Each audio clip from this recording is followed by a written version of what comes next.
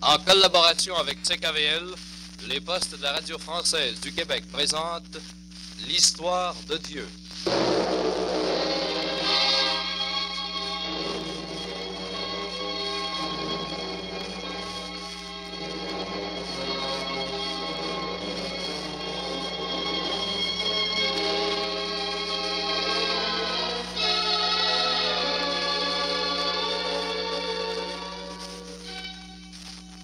Après 20 années de stérilité, Rebecca, épouse d'Isaac, avait enfanté 2 fils, 2 jumeaux, Ésaü et Jacob.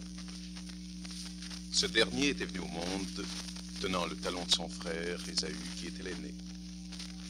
Alors qu'elle priait, Rebecca avait entendu la voix du Seigneur qui lui disait que des 2 peuples qu'elle portait dans son sein, l'un l'emporterait sur l'autre, que l'aîné servirait le cadet. Quand les enfants eurent grandi, Rebecca fit part à Jacob de l'entretien qu'elle avait eu avec Dieu. Perplexe, Jacob ne comprenait pas comment la chose pourrait arriver. Comment son frère aîné en viendrait à le servir, puisque c'était Ésaü qui possédait le droit d'aînesse. Vint un jour où Ésaü, rentrant fatigué et affamé de la chasse, demanda à son frère de lui donner d'un mets que celui-ci faisait cuire. Jacob accepta, à condition qu'Ésaü lui cédât son droit d'aînesse. Je meurs de faim, alors que peut me servir mon droit d'aînesse? Allons, donne-moi de ce roux. Jure-moi tout de suite que tu me vendras ton droit d'aînesse si je t'en donne. Décidément. Je le jure, là, es-tu content? Donne-moi maintenant. Voilà. Quoi? Des lentilles? J'ai vendu mon droit d'aînesse pour un plat de lentilles.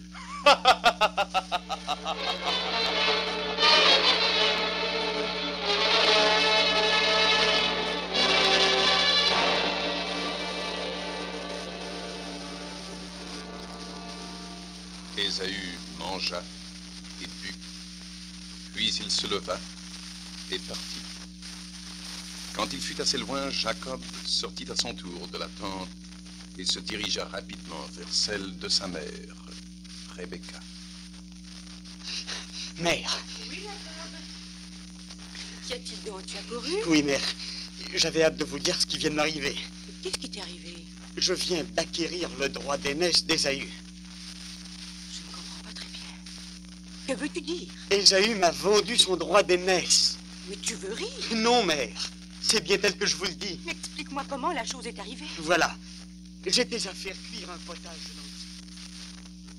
Et Jacob raconta à sa mère ce qui lui était arrivé. La venue d'Ésaü, sa demande, la condition, bref, toute l'aventure. Enfin, si tu savais comme je suis contente, Jacob. J'aime bien aussi Ésaü, mais il est trop lourd pour cette responsabilité. C'est à toi qu'elle devait déchoir. Rappelle-toi les paroles que le Seigneur m'a dites quand je vous portais. L'aîné servira le cadet. Cette prophétie commence donc de se réaliser. Tu dois être content aussi. Mais dis-moi, cette condition, comment est-elle venue à ton esprit? Je ne sais pas, mère. Cela m'est venu dans l'idée, tout à coup. Il ne cuisait de nourriture que pour moi. Je n'avais aucune envie de la donner. Mais comme Ésaü insistait, j'ai soudainement pensé à ce que vous m'aviez dit.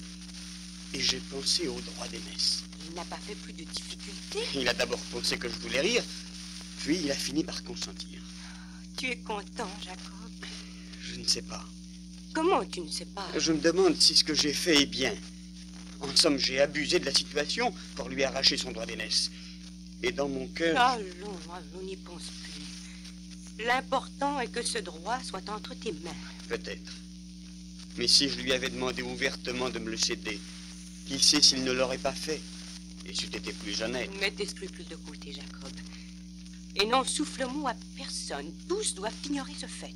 Il faudra tout de même en parler à mon père. Jamais! Tous doivent l'ignorer, ton père plus que quiconque. Pourquoi troubler sa quiétude? Il est heureux ainsi. qu'il vieillisse dans cette paix de l'esprit. Ne troublons pas ses vieux jours, et quand il mourra... Quand il mourra, ne croyez-vous pas qu'Ésaü me redemande son droit d'aînesse? Je ne crois pas. Quand le Seigneur appellera lui ton père Isaac, tu seras le seul héritier. Tu auras toutes ses terres, ses troupeaux et tous ses biens. Et si Ésaü... Ésaü ne dira mot.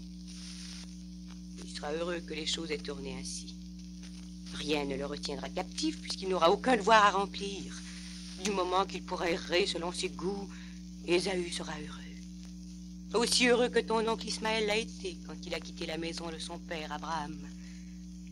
Ésaü possède d'ailleurs son caractère. Je n'ai pas connu mon oncle Ismaël. Où est-il? Oh, je ne sais pas. Quand ton grand-père est mort, il a quitté la maison et est parti pour le désert. Il n'a jamais été heureux ici. Il ne rêvait qu'aventure. Il n'attendait que la mort de son père pour partir à la tête d'une bande de gens qui lui ressemblaient. Il a épousé plusieurs femmes, et aujourd'hui il vit au désert comme un âne sauvage. Comme ton frère Ésaü, il était toujours à la chasse et se souciait peu de ses parents. Ton frère lui ressemble en cela. Ésaü vous aime, mère. Oui, je sais, mais c'est un insouciant. Il ne veut pas de responsabilité qui entraverait son plaisir. Voilà pourquoi je suis contente de ce qui est arrivé, Jacob. Le droit d'aînesse ne pouvait tomber en de meilleures mains. Puissiez-vous dire vrai, mère? Ne te préoccupe plus, Jacob. D'ailleurs, quand j'allais prier Yahweh à l'autel de ton grand-père Abraham, ne m'a-t-il pas dit que l'aîné servirait le cadet? Oui, mère. Mais il n'a pas dit la façon d'y arriver. Si cette chose doit s'accomplir, et elle s'accomplira puisqu'elle vient de Yahweh, ce sera d'étape en étape. Maintenant, retourne au champ. Fais comme si rien n'était arrivé, ne dis-moi à personne, et attends l'heure du Seigneur.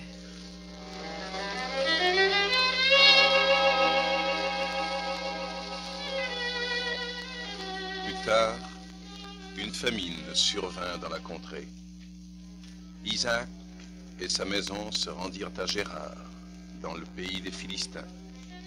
Mais craignant là aussi la même situation, il décida de se rendre jusqu'en Égypte. Mais Dieu lui dit de demeurer en ce pays. Isaac fit des semailles qui lui rapportèrent 100 pour 1.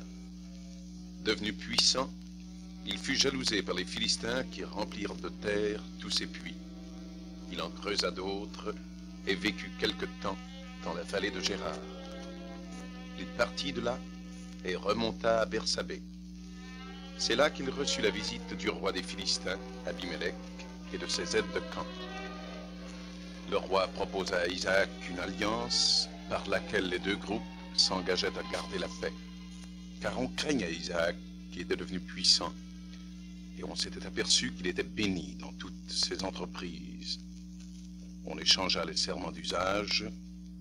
Le roi et ses amis partirent rassurés.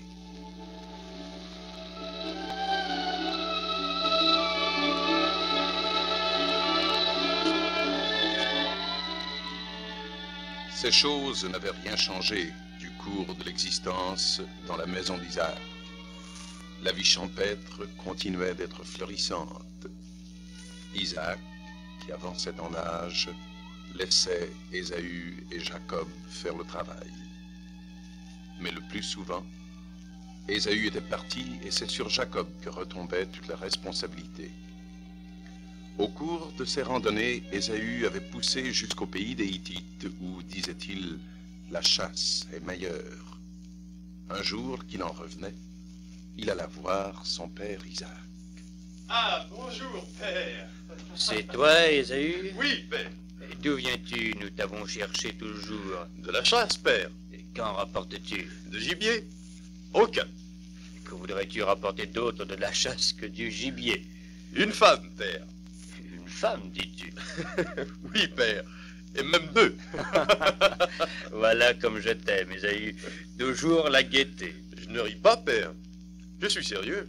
Je ne comprends pas. Père, je veux me marier. C'est un désir bien légitime, surtout à ton âge.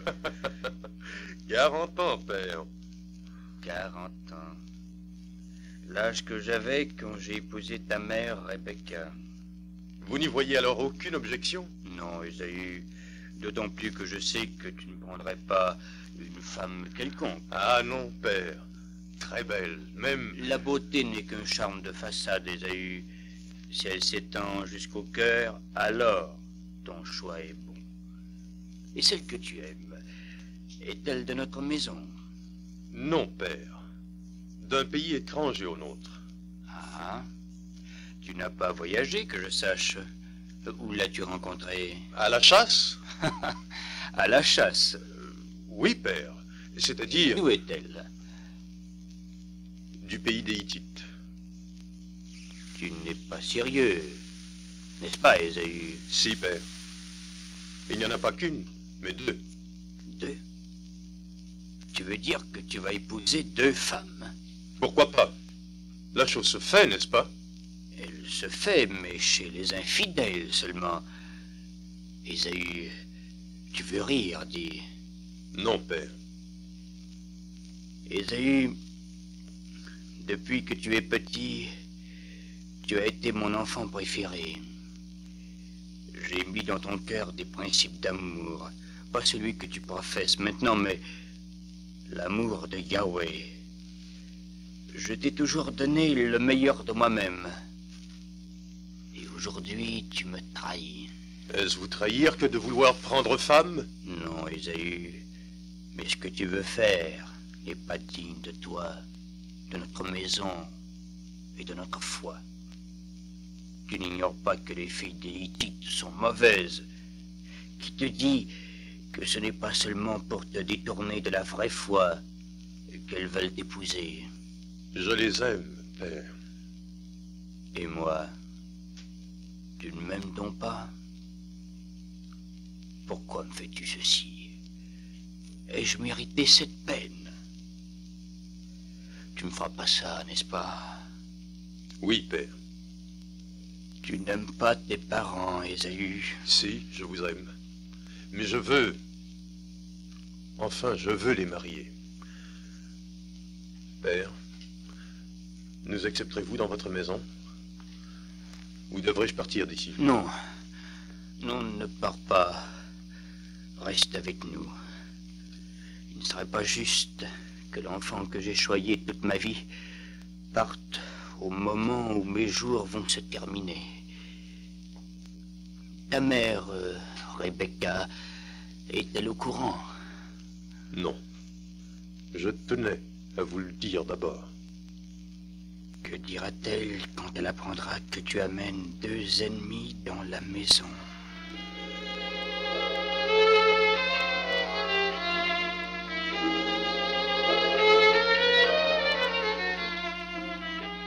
Le même soir, Isaac était assis à l'entrée de sa tente. Ignorant ce qui se passait autour de lui, il méditait. Rebecca s'approcha de lui. Il ne la vit pas. Isaac, Rebecca, à quoi songes-tu? à notre malheur. Qu'arrive-t-il? Esaü veut se marier. C'est juste. Il épouse deux filles hittites qu'il amènera dans notre maison. Tu ne dis rien? Je pense À quoi? à cela. Tu es peiné. Elles l'ont corrompu, Rebecca. Ou bien j'ai failli à ma tâche. Je n'ai pas dû inculquer assez profondément ma foi dans son cœur. Mais non, tu as bien fait tout ce que tu as fait. Il faut lui pardonner son pur et léger. Il n'a pas le sens des responsabilités. Il va les amener ici et... Nous les accepterons. Sans quoi tu perdras Esaü à tout jamais. Qui sait si, suivant ton exemple, elles ne s'amélioreront pas, ainsi qu'Esaü? Oui, il ira à ma maison quand je mourrai. C'est lui qui est l'héritier, qui possède le droit d'aînesse. Tout s'arrangera, tu verras. Aie confiance au Seigneur. Pourquoi permet-il qu'une telle chose m'arrive? Parce que tu es son béni, Isaac. Tout s'arrangera. Je te le dis.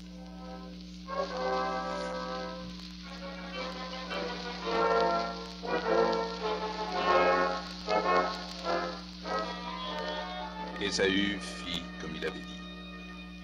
Il introduisit ses deux épouses dans la maison d'Isaac. On vécut côte à côte, sans paix, sans amour. Il y eut des divergences d'opinion inévitables. Les deux femmes d'Ésaü furent une amertume d'esprit pour Isaac et Rebecca. Et cela dura 30 ans. Isaac vieillissait. Sa vue faiblissait à mesure qu'il avançait en âge. Les objets n'étaient plus qu'une masse informe dont les grosseurs variaient. Puis, un jour, il ne vit plus rien. Il perdit l'habitude qu'il avait de s'asseoir à l'entrée de sa tente pour méditer. Il restait maintenant dans sa tente. Sa pensée allait d'Ésaü à Jacob, de Jacob à Ésaü. Qu'arriverait-il quand il serait mort? Malgré toute la peine qu'Ésaü lui avait faite, il l'aimait encore, comme auparavant. Un jour qu'il avait envie de manger du gibier, Isaac fit venir devant lui son fils, Ésaü. Vous m'avez demandé, père? Oui, Ésaü. Je suis vieux. Je ne connais pas le jour de ma mort. Cependant, je sens qu'il approche. Tu veux me faire plaisir, Ésaü? Oui, père, demandez. Voici. Prends tes armes. Isaac? Oh, je te croyais seule. Que veux-tu, Rebecca? Pour rien, rien d'important. Je reviendrai tout à l'heure. Alors, vous disiez, père? Je voulais te demander une faveur. Avec plaisir, père. Retourne sous ta tente, Jacob. Je t'appellerai plus tard. Bien, mère. Tu vois, Ésaü, je suis vieux. Je voudrais une dernière fois peut-être goûter de ta chasse. Donc prends tes armes, ton carquois et ton arc, va dans la campagne et tue-moi du gibier. Apprête-moi un plat succulent comme je l'aime et apporte-le-moi que je le mange, afin que mon âme te bénisse avant que je meure. Me bénir, père? Oui, mon fils. Tu es l'aîné. C'est toi qui me remplaceras quand je ne serai plus. Je veux te donner ma bénédiction. Mais père, vous avez encore longtemps à vivre. Que j'en parle à Jacob. Pourquoi Tout de parlez-vous suite. ainsi? Mais je veux cependant vous faire cette joie. Le temps de prendre mes armes, d'aller dans la campagne et je reviens. Merci, Ésaü.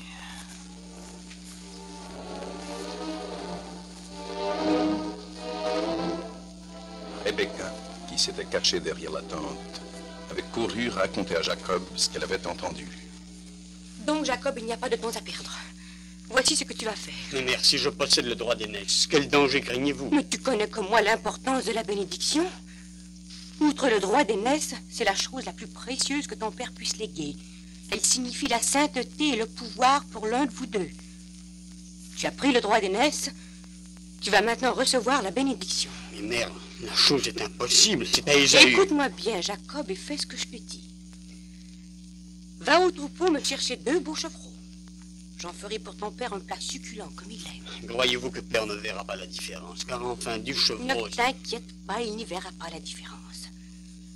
Tu lui porteras ce plat et il te bénira avant de mourir. Mère, il est impossible de tromper père. Il y a une chose que vous oubliez. Laquelle? C'est que mon frère Ésaü est velu, alors que moi... Non, si mon père vient à me palper, je passerai à ses yeux pour un trompeur. Et je m'attirerai une malédiction au lieu d'une bénédiction. En ce cas, que ta malédiction retombe sur moi, mon fils. Écoute-moi seulement et va me chercher ce que j'ai dit. Mère, j'ai peur. Et puis ce n'est pas juste. C'est plutôt malhonnête. Je ne vais pas l'audace. Va, Jacob. Fais ce que j'ai dit. Bien, mère.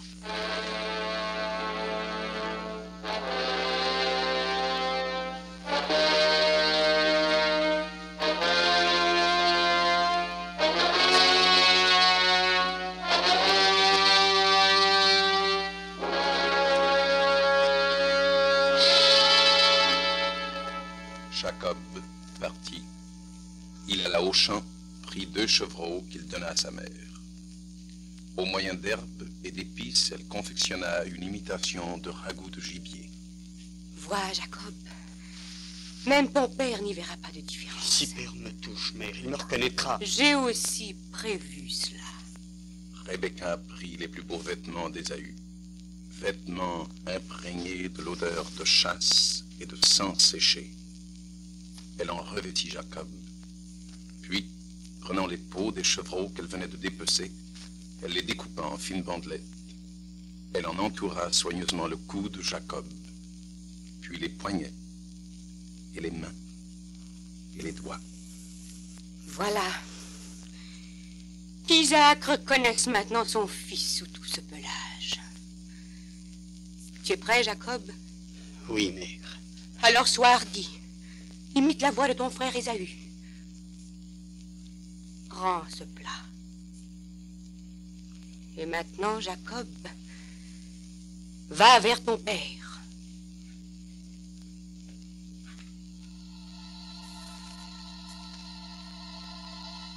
Et Jacob, un peu tremblant, prit le plat et marcha vers la tente d'Isaac.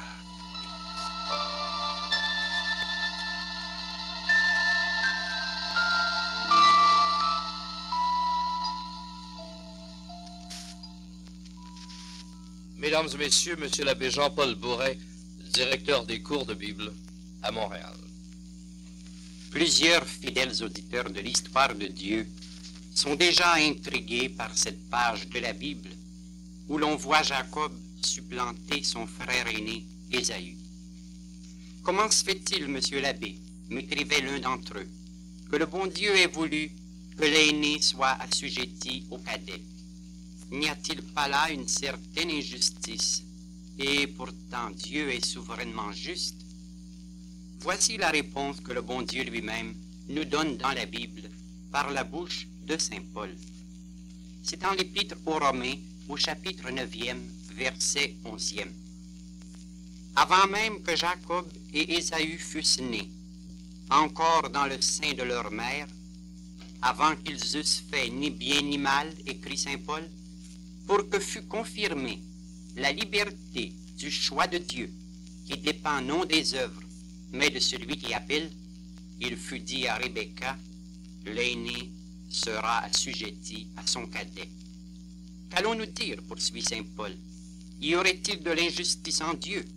Certes non. Dieu est le maître de ses dons. Il a dit à Moïse, je ferai miséricorde à qui je voudrai. J'aurai pitié de qui j'aurai pitié. Ainsi donc, le choix ne dépend pas de l'homme qui veut, ni de celui qui court, continue saint Paul, mais de la miséricorde du bon Dieu.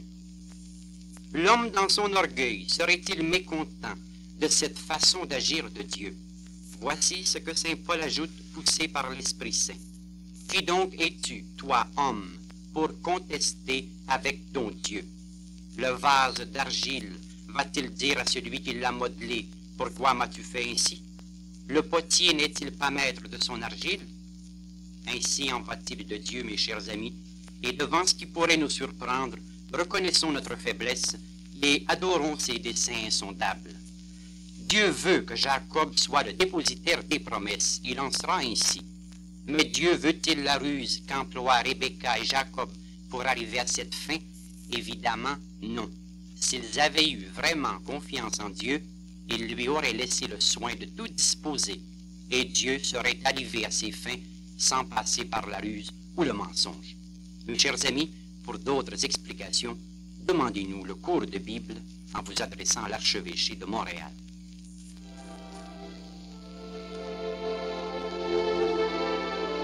Soyez à l'écoute dimanche prochain à la même heure pour un autre chapitre de l'histoire de Dieu.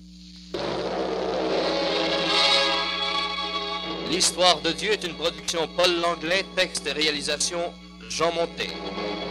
On prépare à l'émission aujourd'hui Fernand de la Rivière, Jean Duceppe, Robert Rivard, Bertrand Gagnon et Albert Cloutier. Bruiteur, Guy Davignon. Opérateur, Gérard Pelchat. Ce programme vous est parvenu sur un réseau de postes canadien.